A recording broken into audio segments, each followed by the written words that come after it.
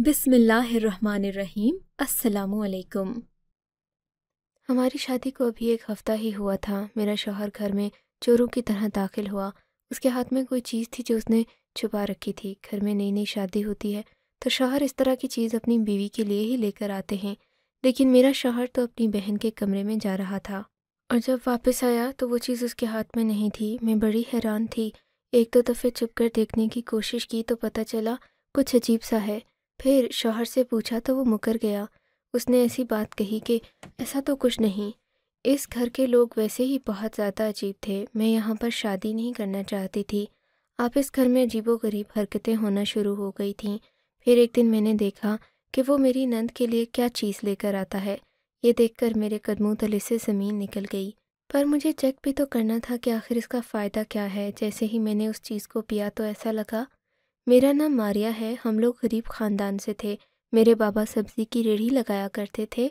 मेरी शादी की उम्र हो गई तो मेरी माँ ने कहा कि इसका रिश्ता कर दें, लेकिन रिश्ते वाले ऐसे नहीं मिल रहे थे जो हमारी कोई बात मानते। सबको जहेज़ चाहिए था। मिलाकर एक शख्स का रिश्ता आया जो घोड़ों के अस्तबल में काम करता था। मैंने कहा मैं घोड़ों के अस्तबल में काम करने वाले किसी शख्स से शादी नहीं करूँगी। मेरी माँ का कहना था, और तेरे लिए कोई शहज़ादा आएगा? तेरा बाप भी तो सब्ज़ी की रेहड़ी लगाता है। मेरे बाप की करियाने की दुकान थी तो मैंने रेहड़ी वाले से शादी कर ली थी। तुझे तो फिर भी ऐसा शख्स मिल रहा है जो तनख्वाहदार है। कम से कम महीने के पैसे तो लेकर आया करेगा ना।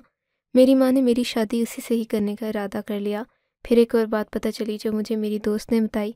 उसने कहा अगर इसके घर में शादी कर रही हो तो तुम्हें पता होना चाहिए कि तुम्हारी होने वाली नंद तो पागल है। मैंने अपनी अम्मी से कहा कि ये एक और मुसीबत आप मेरे सर पर मुसल्लत करना चाहती हैं। नंद तो ठीक ठाक हो तो वो भाभी को बिल्कुल भी चैन से नहीं रहने देगी, और ये पागल है तो मेरे साथ क्या करेगी। पर मेरे घर वालों का सारा ध्यान इसी बात पर था, क्योंकि वो हमसे जहेज़ नहीं मांग रहे। लड़का शक्ल सूरत का अच्छा था, इसीलिए इन्होंने मेरी कोई बात नहीं सुनी। कहा हम यहीं पर तुम्हारी शादी करवाएंगे। मेरे दिमाग में पहले इस घर के और इस घर के लोगों के लिए नफ़रत बन चुकी थी। मैं अपनी शादी पर भी खुश नहीं थी। मेरे माँ बाप ने जो कुछ भी दिया इन्होंने खुले दिल से कबूल कर लिया। शादी करके मैं अपने घर आ गई। मैंने पहली रात सोच लिया था कि मैंने क्या करना है। मैंने अपने शौहर को कह दिया तुम मुझे बिल्कुल भी पसंद नहीं हो, इसलिए अपनी हद में रहना, मेरे साथ कोई ताल्लुक़ बनाने की ज़रूरत नहीं। ये सुनकर वो खामोश हो गया। मैं थोड़ा सा डरने लगी कि पता नहीं उसका क्या रद्द-ए-अमल होगा। वैसे भी शादी की रात तो मर्दों को ये समझाया जाता है कि अपनी बीवी को रोब और दबदबे में रखना। ये भी हो सकता था इस बात के बदले वो मेरे मुंह पर थप्पड़ दे मारता, उसे मुझ पर एक रोब जमाने का मौका मिल जाता। पर वो खामोश हो गया। 2 मिनट तक मेरी शक्ल देखता रहा। उसके बाद उसने कहा ठीक है, जैसा तुम कहोगी बिल्कुल वैसा ही होगा। मैं बुरा इंसान नहीं हूँ, मैं तुम्हारे साथ बुरा नहीं चाहता। तुम मेरी बीवी हो, हमारा ज़िंदगी भर का साथ है। जब तक तुम्हारा दिल मेरी तरफ से राज़ी नहीं होता तुम आराम से रहो। मेरा भी काम ऐसा है कि सुबह जाता हूँ तो शाम को आता हूँ। जब घर आता हूँ तो इतना थक जाता हूँ कि सिर्फ बिस्तर ही नज़र आता है। पर यह बात इस कमरे से बाहर न जाने देना। मैं ये बात सुनने के मूड में नहीं थी। मुझे नहीं लगता था कि वो इस तरह की बात करेगा। फिर मैंने कह दिया ठीक है, अगर वो मेरा इतना एहसास कर रहा था तो मैं उससे ठीक से बात कर सकती थी। मैंने भी कह दिया कि तुम्हारे सारे काम करूँगी, अच्छी बीवी बनने की पूरी कोशिश करूँगी, लेकिन इससे ज़्यादा मुझसे कोई उम्मीद न रखना। सुबह हुई तो एक अजीब सा मंजर सामने आया। जब मैं तैयार होकर बाहर निकली तो मेरी सास ने मेरी तारीफ़ की। इन्होंने कहा कितनी प्यारी लग रही हो। कुछ देर बाद मेरी नंद मेरे पास आई। उसके पागलपन की बीमारी इस तरह की थी कि वो खुद तो मेरे शौहर से भी बड़ी थी, पर उसका दिमाग बिल्कुल बच्चों वाला था। मेरे पास आ गई, किसी बच्चे की तरह खुश होने लगी, और किसी दुल्हन को देखकर जो खुश होता है। मेरी प्यारी भाभी तुम कितनी प्यारी लग रही हो, मेरे आसपास मंडलाने लगी। मुझे उससे डर नहीं लग रहा था। मेरी सास कहती कि तुम्हें देखकर खुश हो रही है, वैसे ये कभी किसी को देखकर इतना खुश नहीं होती। बेटा बस मेरी बेटी को बचपन में गदन और बुखार हो गया था, इसीलिए इस तरह की हरकतें करती है। अगर ये ठीक होती तो आज हम इसकी शादी करवा देते। ये तुम्हारे मरहूम ससुर की बड़ी ही लाडली बच्ची है। मेरे पास सिर्फ एक ही घर है, इसीलिए इन्होंने अपना ये घर भी उसके नाम कर दिया। दरअसल ये मेरी बेटी नहीं बल्कि मेरे शौहर की पहली बीवी में से थी, लेकिन मैंने इसे हमेशा अपनी बेटी की तरह पाला है। इस बात पर तो मैं वाकई हैरान रह गई। मेरी सास की ज़हनियत पर मुझे बड़ी हैरानगी हुई कि इन्होंने एक सौतेली बेटी को पाला। ये वाकई में बहुत अच्छी तरह से किया था। वो भी ऐसी बेटी जो दिमागी तौर पर भी पागल थी।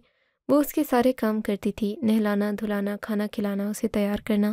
ایسی اولاد ہو تو سگی ماں کا صبر بھی جواب دے جاتا ہے، پر آفرین ہے میری ساس پر جو اس کا اتنا زیادہ خیال رکھتی تھی۔ اس کا نام شمیم تھا۔ وہ میرے آس پاس منڈلا رہی تھی۔ میں بالآخر تھوڑا ریلیکس ہو گئی۔ مجھے لگا یہ اتنی زیادہ خطرناک نہیں ہے، پر اسی پل اس نے ایک پتھر اٹھایا، میرے سر میں دے مارا۔ مجھے بالکل بھی امید نہیں تھی کہ وہ ایسا کرے گی۔ میری آنکھوں کے آگے اندھیرا چھا گیا، میں بے ہوش ہو گئی۔ میری آنکھ کھلی تو میں ہسپتال میں تھی۔ ڈاکٹر کا کہنا تھا کہ اگر تھوڑا سا گہرا زخم ہوتا تو کوما میں چلی جاتی اور پتہ نہیں کب واپس آتی۔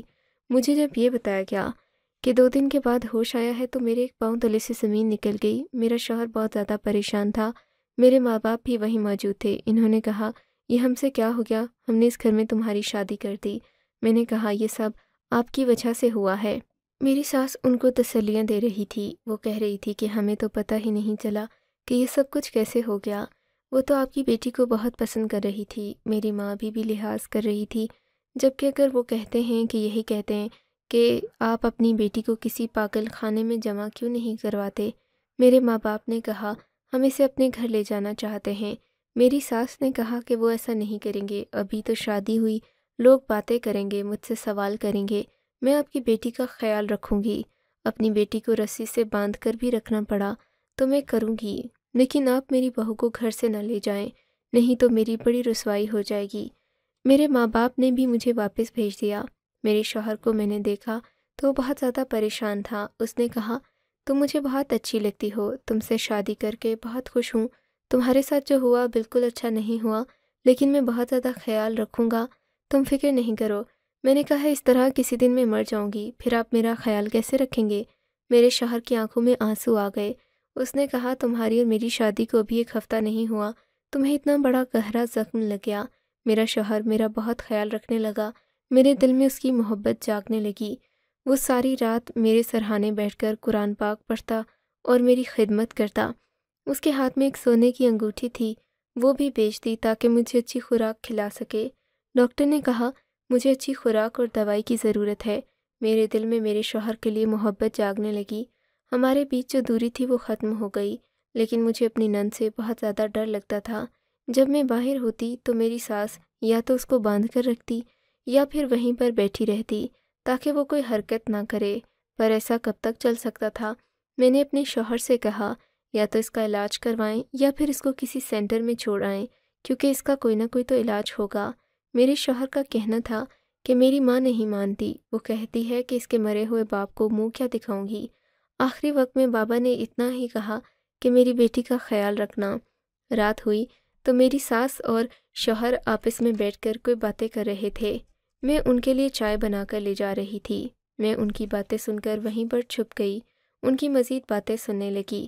میری ساس نے میرے شوہر کو کہا سنا ہے اس چیز کو پینے سے بڑے بڑے مسئلے حل ہو جاتے ہیں، تم یہ چیز آسانی سے لا بھی سکتے ہو، پھر کیوں نہیں لے کر آتے؟ میرے شوہر کا کہنا تھا میں نے تو یہ بھی سنا ہے کہ وہ چیز حرام ہوتی ہے۔ میری ساس نے کہا وہ زمانے یاد نہیں جب لوگوں کی جان بچانے کے لیے ان کو شراب پلا دی جاتی تھی، تو کیا شراب حرام نہیں ہوتی؟ میرے شوہر نے کہا پھر بھی میرے لیے یہ سب کچھ اتنا آسان نہیں، میں یہ سب نہیں کر سکتا۔ میری ساس نے کہا تمہیں یہ سب کچھ کرنا ہوگا، نہیں تو میں تم سے ناراض ہو جاؤں گی، میں اپنی بیٹی کو لے کر کہیں چلی جاؤں گی۔ میں نے اپنی ساس کو حیران ہو کر دیکھا، یہ ان کی بیٹی نہیں پھر بھی اس طرح کی بات کر رہی تھیں۔ میرے شوہر نے بھی یہی بات کہی کہ ابھی آپ کی بیٹی نہیں ہے، آپ نے مجھے اس کے لیے اتنا ذلیل کیا ہے، اگر آپ کی بیٹی ہوتی تو پھر آپ کیا کرتی؟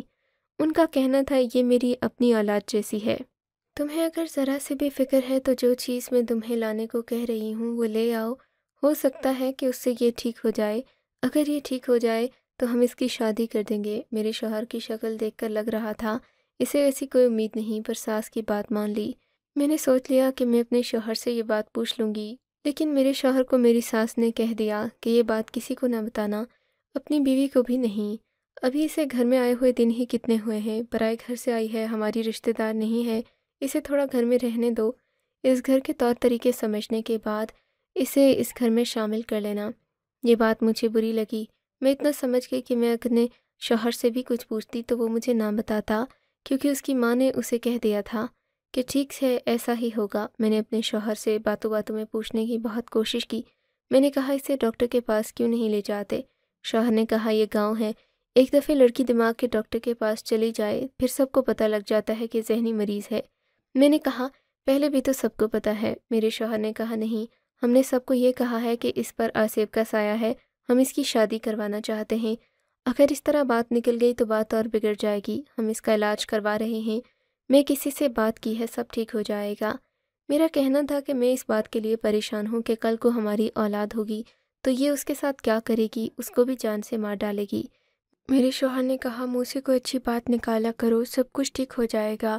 میرا شوہر اس بات پر مطمئن تھا کہ شاید جو کام اسے کرنے کے لیے کہا گیا تھا اس سے اسے فرق پڑ جائے گا، لیکن میں نے اپنی آنکھوں سے دیکھا وہ کچھ بھی کر جاتی تھی۔ میں تو اس سے بہت دور دور رہتی تھی، بلکہ اگر غلطی سے کبھی وہ میرے پاس آنے کی کوشش کرتی تو میں باقاعدہ بھاگ جاتی تھی۔ آخر میں ایسا کیوں نہ کرتی؟ اس کی وجہ سے میری جان جانے لگی تھی، مجھے تو اس سے بچ کر ہی رہنا تھا۔ 2 دن بعد میں نے دیکھا میرا شوہر اپنی چادر کے اندر کوئی چیز چھپا کر میری نند کے کمرے میں جا رہا تھا۔ میں حیران رہ گئی، پر مجھے سمجھ نہیں آیا کہ یہ وہی چیز ہے جس کے بارے میں میری ساس نے ذکر کیا تھا، پر یہ کیسے ہو سکتا ہے؟ میں نے اس سے پوچھا تو اس نے انکار کر دیا، اس نے کہا کہ دوائی تھی۔ اب وہ شام کو میری نند کے لیے وہ چیز لے کر آتا اور اس کے کمرے میں چلا جاتا جہاں پر میری ساس پہلے سے موجود ہوتی۔ کافی دن تک نظر رکھنے کے بعد مجھے پتہ چلا کہ وہ چیز کسی چھوٹے سے گلاس نما ڈبے میں ہوتی ہے اور چیز ایسی تھی جس کو پیا جاتا۔ میرا شوہر گھوڑوں کے استبل میں کام کرتا تھا، یہ سب اسے پتہ تھا۔ وہ کام سے واپس آتے ہوئے وہ چیز لے کر آتا، لیکن آخر وہ تھا کیا؟ کہیں اس چیز کا تعلق گھوڑوں سے تو نہیں تھا، لیکن پتہ نہیں مجھے کچھ سمجھ نہیں آ رہا تھا کہ دونوں ماں بیٹا مجھ سے یہ کیا بات چھپا رہے تھے۔ اور ایک بات بہت عجیب تھی، آج کل میری نند اپنے قابو میں رہنے لگی تھی۔ مطلب جیسے پہلے وہ پاگلوں کی طرح پورا دن گھر میں چیختی چلاتی پھرتی، چھوٹی چھوٹی چیزوں اور پتھروں سے کھیلتی رہتی، اب اس نے 3-4 دن سے ایسی کوئی حرکت نہیں کی تھی۔ ایک دن تو سامنے کا منظر دیکھ کر میں حیران رہ گئی۔ میری نند برتن دھو رہی تھی، میری ساس نلکے کے نیچے برتن رکھ دیا کرتی تھیں اور وہ برتن دھو رہی تھی۔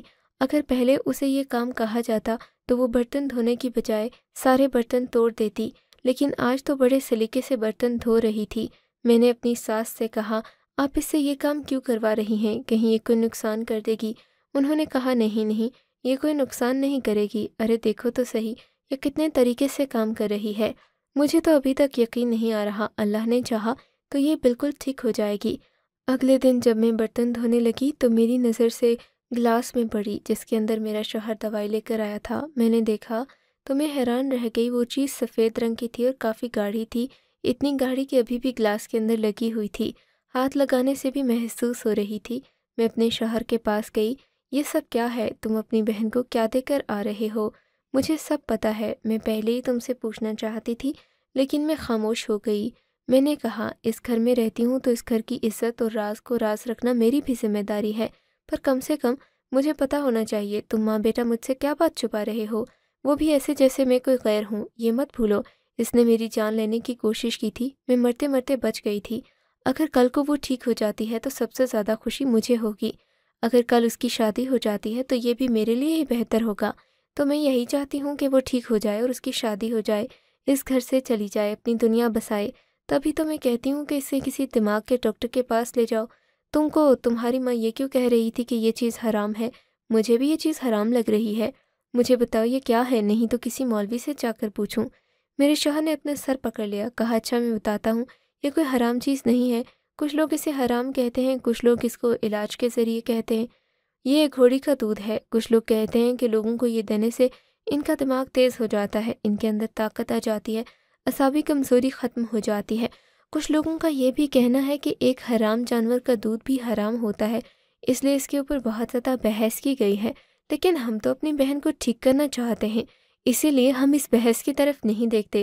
میں جہاں پر کام کرتا ہوں وہاں پر بہت سے گھوڑے اور گدھے گدھی بھی ہوتے ہیں، اس لیے میرے لیے یہ لانا بہت آسان ہے، لیکن اگر کل کو کسی کو پتہ چل گیا تو وہ مجھ پر بھی سوال اٹھا سکتے ہیں، اسی لیے میں چوری چوری لے کر آتا ہوں۔ میں نے کہا مجھے تو لگتا ہے کہ وہ علاج کے لیے پلایا جائے تو کچھ بھی حرام یا حلال نہیں ہوتا، پر ایک بات میری سمجھ میں نہیں آتی کہ یہ تمہاری سوتیلی بہن ہے، تمہاری ماں کی سوتیلی بیٹی ہے، پر تمہاری ماں بھی اس کے صدقے واری جاتی ہے، پورا دن اس کی خدمت میں لگی رہتی ہے، اس کے علاوہ کسی کے بارے میں سوچتی ہی نہیں، اور تم اپنی سوتیلی بہن سے اتنی محبت کرتے ہو کہ اپنی نوکری کو خطرے میں ڈال کر اس کے لیے اس طرح کی چیز لے کر آتے ہو، پھر کل کو ان لوگوں کو پتہ چل گیا تو وہ تمہیں نوکری سے نکال دیں گے، یا پھر اس گھر کو کون چلائے گا؟ میرے شوہر نے کہا، گھر میں بلی کا بچہ بھی رکھیں تو اس سے بھی انس ہو جاتا ہے، یہ تو پھر ہماری بہن ہے، سوتیلی ہی کیوں نہ ہو، بچپن میں نے اسے کھلایا ہے، میرا خیال رکھا، میری ماں کو یہ اپنی ماں کہتی ہے، اب اس کے ساتھ یہ سب کچھ ہو گیا، ہم اسے سڑک پر تو نہیں پھینک سکتے۔ میں نے کہا کہ یہ بات تو ہے، لیکن پھر بھی تم لوگوں کی محبت دیکھ کر میں حیران ہوں، تم لوگ واقعی بہت اچھے ہو۔ اس بات کا میرے شوہر نے کوئی جواب نہیں دیا، خاموش ہو گیا۔ صبح میری ساس گھر پر نہیں تھی، میری نند سو رہی تھی، جبکہ اس ٹائم وہ سوتی نہیں تھی۔ جب ہمارے گھر ایک رشتہ دار آئی، اس نے کہا، شمیم کہاں ہے، کیسی ہے؟ میں نے کہا ٹھیک ہے، سو رہی ہے۔ اس نے کہا، میں نے سنا ہے کہ تمہارا رویہ اس سے بالکل اچھا نہیں، دیکھو بیٹا، اگر اس کا دماغ ٹھیک نہیں تو اس میں اس کا کیا قصور ہے؟ وہ تمہیں جان سے مارنے کی کوشش کیوں کرے گی؟ میں نے کہا ایسا کچھ بھی نہیں، میں اس سے دور رہتی ہوں، شوہر سے کہتی ہوں اس کا علاج کروائیں تاکہ ہم اس کی شادی کر سکیں۔ عورت نے مجھے ایسے دیکھا جیسے میں کوئی جھوٹ بول رہی ہوں۔ اس نے کہا، بس یہ بھی کسی کی اولاد ہے، اس قسم کا رویہ نہ کیا کرو، کل کو تمہارے ہاتھ بھی اولاد ہوگی، اگر تمہاری بیٹی یا بیٹا بھی اس طرح کا نکل آیا تو کیا کرو گی؟ اب مجھے غصہ آ گیا، میں نے کہا، آپ کس طرح کی باتیں کر رہی ہیں؟ آپ کو کس نے کہہ دیا کہ میں اس کے خلاف ہوں؟ انہوں نے کہا کہ اب سارے خاندان کو پتہ ہے، تم رہنے دو۔ میری نند آج پورا دن بستر پر پڑی رہی، بہت زیادہ بیمار تھی، سب کہتے کہ ٹھیک ہو رہی ہے، اسی لیے اس کے ساتھ یہ سب کچھ ہو رہا ہے، پر مجھے تو بالکل بھی ٹھیک نہیں لگتی تھی۔ اسے بہت تیز بخار رہتا تھا، بار بار الٹی کرتی رہتی، حالت دن بدن بڑھتی ہی جا رہی تھی۔ شوہر سے بات کی تو اس نے کہا شاید دوائی کا اثر ہے، آہستہ آہستہ ٹھیک ہو جائے گی۔ میری نند کی طبیعت بہت زیادہ خراب رہنے لگی، مجھے اس پر ترس آنے لگا۔ پہلے ماں بیٹا اس کی خدمت کر رہے تھے، لیکن اب جب یہ بیمار ہو گئی تو بار بار یہی کہتے تھے کہ یہ بہتری کی طرف جا رہی ہے۔ مجھے یہ سمجھ نہیں آ رہا تھا آخر یہ کس قسم کی بہتری تھی۔ میرا شوہر میری نند کے لیے گھوڑی کا دودھ لے کر آتا، اب وہ پینے سے انکار کر دیتی، اسے زبردستی پلایا جاتا۔ مجھے کچھ گڑبڑ لگ رہی تھی، میرے بارے میں یہ بات خاندان میں کس نے پھیلائی تھی؟ میں شمیم کو بالکل بھی پسند نہیں کرتی تھی، جبکہ ایسا کچھ بھی نہیں تھا، مجھے اس سے ڈر لگتا تھا، لیکن اس کا یہ مطلب نہیں تھا کہ میں اس کی جان کی دشمن تھی۔ ایک دن میری ساس گھر پر نہیں تھی اور شوہر بھی، میری نند بری طرح چلا رہی تھی، اس کے کمرے میں گئی تو اس نے میرا ہاتھ پکڑ لیا۔ پہلے تو مجھے بہت ڈر لگا، میں جانے لگی، پھر ایسا لگا جیسے کوئی چھوٹا معصوم بچہ ہے جو مجھ سے مدد مانگ رہا ہے۔ اس کمرے میں گوڑی کا دودھ بھی پڑا تھا، مجھے ڈر لگ رہا تھا۔ اس نے کہا، دیکھو اس کے اندر کچھ ہے، وہ عجیب طریقے سے بول رہی تھی، اس کی زبان سے پورے الفاظ بھی ادا نہیں ہو رہے تھے، وہ اشارہ کر رہی تھی۔ میرے پاس سمجھنے کا اور کوئی طریقہ نہیں تھا، میں نے اس دودھ کو سونگھا، وہ عام دودھ کی طرح ہی لگا، میں نے تھوڑا سا پی لیا، مگر تھوڑی دیر بعد میرے ہوش اڑ گئے کیونکہ میرے پیٹ میں بہت بڑا درد ہونے لگا۔ میں پیٹ پکڑ کر رہ گئی، نند کی طرف دیکھا کہ اسے یہ دودھ پلایا جاتا تھا، پھر اس کے ساتھ کیا ہوتا ہوگا؟ عین قریب تھا کہ میں وہیں گر جاتی۔ میری ماں عین ٹائم پر آ گئی، جو میرے لیے کوئی چیز لے کر آئی تھی، وہ مجھے ڈاکٹر کے پاس لے گئی، ڈاکٹر کو سب کچھ بتایا، ڈاکٹر کو وہ دودھ کا گلاس بھی دکھایا۔ اس نے کہا اس کے اندر تو سلو پوائزن ملایا جا رہا ہے، جس کو یہ دودھ پلایا جا رہا ہے وہ آہستہ آہستہ اس دنیا سے چلا جائے گا، یہی سمجھے کہ دنیا کے وہ طبی موت مر گیا ہے۔ میرے قدموں تلے سے زمین نکل گئی، ڈاکٹر نے مجھے دوائی دی، میری طبیعت بہتر ہو گئی۔ اس دودھ کے اندر زہر تھا، اس بات کی رپورٹ بھی میں نے ڈاکٹر سے نکلوا لی تھی، پر اب مجھے کیا کرنا چاہیے تھا؟ میں اسی عورت کے پاس گئی جو اس دن میرے گھر آئی تھی، عجیب و غریب باتیں کر رہی تھی، میرے شوہر کی چاچی لگتی تھی۔ میں نے جا کر اسے سب بتا دیا۔ اس نے اپنے کانوں کو ہاتھ لگا لیا، کہا اس کا مطلب یہ لوگ شمیم کو مارنا چاہتے ہیں کیونکہ سارا گھر اسی کے نام ہے، اس کے علاوہ شہر کی دکان بھی۔ میں نے کہا مجھے میری ساس نے بتایا تھا کہ یہ گھر اس کے نام ہے، دکانوں کا پتہ نہیں۔ اس نے کہا کہ اس کے نام دکانوں کے علاوہ کچھ پیسے بھی ہیں، ظاہر ہے جب مر جائے گی تو سب کچھ تمہارے شوہر تمہاری ساس کو مل جائے گا، پر یہ خاندان میں تمہیں بدنام کرتے پھر رہے ہیں کہ تم اس سے زیادہ تنگ ہو۔ تم نے اسے یہاں تک بھی کہا کہ میں تمہیں جان سے مار دوں گی، اس کا مطلب کہ لڑکی کو مار کر اس کی موت کا الزام مجھ پر لگانا چاہتے تھے۔ میں نے اپنے شوہر کو یہ سب کچھ بتا دیا۔ آج میں بہت غصے میں تھی، میں نے کہا مجھے پوری بات بتاؤ۔ اس نے کہا ایسی ہی بات ہے، میری ماں کا پلان تھا، اس کا الزام تم پر لگا دیں گے، لیکن جب تم ہم سے معافی مانگ لو گی تو ہم تمہیں معاف کر دیں گے، میں تمہیں اپنی زندگی میں لے آؤں گا، اس طرح ہم لوگوں کے ساتھ رہیں گے، شمیم سے بھی ہماری جان چھوٹ رہے گی اور ساری جائیداد بھی مل جائے گی۔ میں نے کہا ایک تو وہ بیچاری پاگل معصوم، اوپر سے تم لوگ اس کے ساتھ یہ سب کر رہے ہو، پھر یہ سمجھتے ہو کہ میں تمہارا ساتھ دوں، ایسا بالکل نہیں ہوگا۔ میں یہ بات پولیس کو بتا دوں گی، میرے پاس ثبوت ہے۔ میرا شوہر اور ساس گھبرا گئے، انہوں نے کہا ایسا نہیں کرنا۔ میں نے کہا یہ سب بند کرو، اسے کسی اچھے ہسپتال میں داخل کرواؤ۔ انہوں نے ایسا ہی کیا، بعد میں اسے ایک ہسپتال میں داخل کروا دیا، اب اس کا علاج ہو رہا ہے۔ میں دعا کرتی ہوں کہ وہ ٹھیک ہو جائے، مجھے تو اس پر ترس آتا ہے۔ دنیا کے سامنے یہ لوگ کتنے اچھے بنے ہوتے ہیں، پر دراصل اسے جان سے مارنا چاہتے ہیں۔ میری ساس اور میرا شوہر میرے سامنے شرمندہ سے پھرتے ہیں، انہیں پتہ ہے اگر انہوں نے کچھ کیا تو میرے پاس ثبوت ہیں، ڈاکٹر کی رپورٹ بھی، میں کبھی بھی پولیس میں کیس کر سکتی ہوں۔ لیکن کچھ بھی ہو، وہ بالکل بھی اچھا نہیں ہوا جو میری نند کے ساتھ ہوا۔ اب تو یہی دعا ہے کہ وہ کسی طرح ٹھیک ہو جائے، اپنی زندگی میں واپس آ جائے۔ ابھی بھی حالات میری شوہر اور ساس کے حق میں ہی ہیں، لیکن میری یہی دعا ہے کہ اس بیچاری معصوم کے ساتھ کچھ غلط نہ ہو۔ آپ کو اگر یہ کہانی اچھی لگی ہے تو اس ویڈیو کو لائک کیجیے اور اس طرح کی مزید کہانیاں سننے کے لیے ہمارے چینل کو ضرور سبسکرائب کیجیے۔ کہانی سننے کا شکریہ۔ آپ سے ملاقات ہوگی اگلی ویڈیو میں، تب تک کے لیے اللہ حافظ۔